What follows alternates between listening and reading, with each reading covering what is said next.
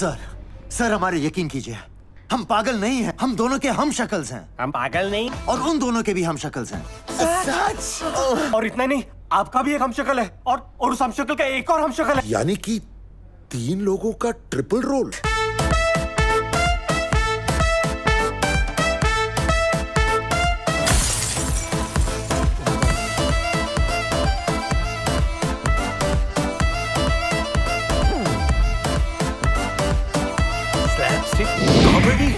Slapstick is right.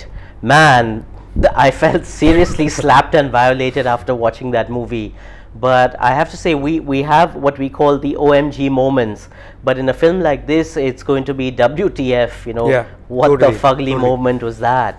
I guess what's yours? You tell me first. No, you go for it. There's a doctor by the name of Dr. Khan who comes up with a drug called MAD, mind-altering drug, which when added to water makes our protagonists start to bark like dogs and even do it doggy style. This is mind-altering drivel at its very best.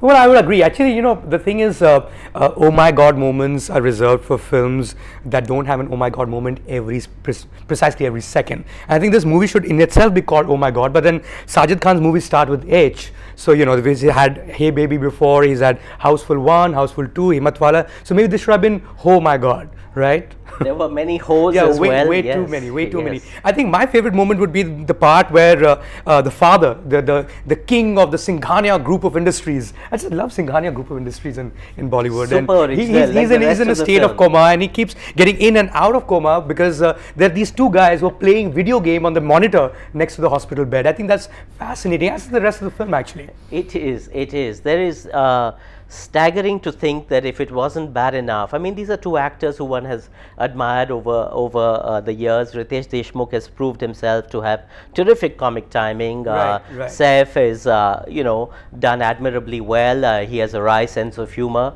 But I think this has all gone awry after a point. It's bad enough that you have them, then you have their demented Humshakals.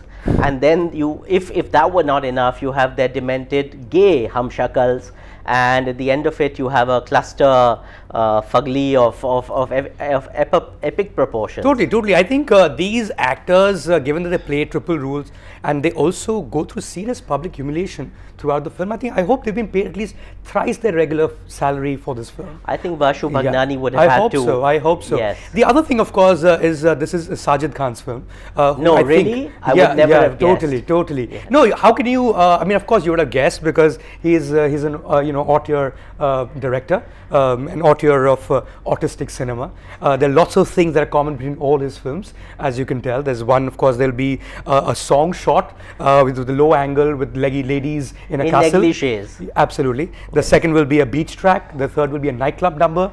The fourth will be a pun in every dialogue, so it stops being funny in the first place. And of course, the fifth one is the climax sequence, which will be set in a banquet hall. I don't know if did you see Houseful 2, by the way? Unfortunately, I did. Well, I did, and you know, you're saying unfortunately, I actually liked the film. Oh, you did? Yeah. Yes. I mean, you can jap me for it, but I thought that was not so. Maybe you had MAD in your water. I've seen AG.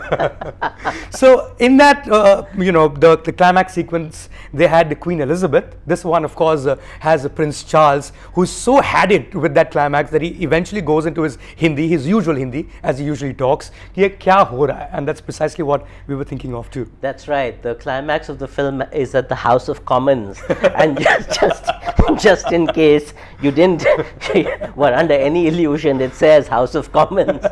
It's actually some 5-star hotel hall that passes off at probably at the JW Marriott with Prince Charles in attendance. But these are just remarkable nuggets that go through the thing. Satish Shah, somebody who I've grown up admiring, and I think his DeMello of Jaane Bhi Do Yaro, I think in this case just decided Jaane Bhi Do Yaro, and you know, went for it. He plays a neo-Nazi who worships Adolf Hitler. He Idi Amin, Saddam Hussein, and Kim Jong, who is also known as Chicken Chow Mein.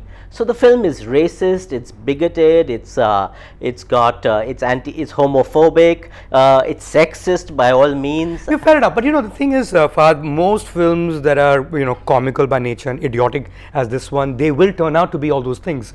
But my problem isn't that at all. My issue, if there can ever be an issue with a film like this, is that there are 3 sets of triplicates and we don't know exactly why they exist, how they related to each other. There is no reason to explain. We're not supposed to be curious about it. Of course, this whole duplicate business is a pretty old one, you know, as old as Shakespeare. There was, of course, Gulzar's Angur, which is a masterpiece set, you know, in Comedy of Errors. But well, this is the Comedy of Terrors, obviously. Or Errors of Comedy, as it were. Right. I think the only thing that I saw common between Angur and this one was they used to have bhang pakoda there, the protagonist, and they're having a vodka paratha here. I think I'd try a vodka paratha though. Vodka paratha and cocaine paratha. And just in case you didn't realize they were having this, there's a soundtrack that says cocaine ke parathe, cocaine ke parathe. Can you actually make a paratha out of cocaine though?